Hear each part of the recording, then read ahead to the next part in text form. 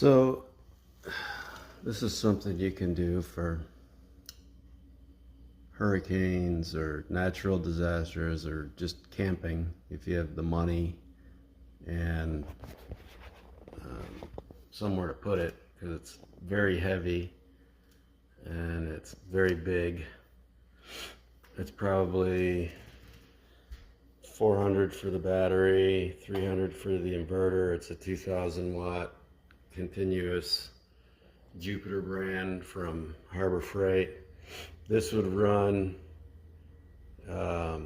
like a router, a Roku, a TV, charge a few phones for probably 12 hours if it was fully charged.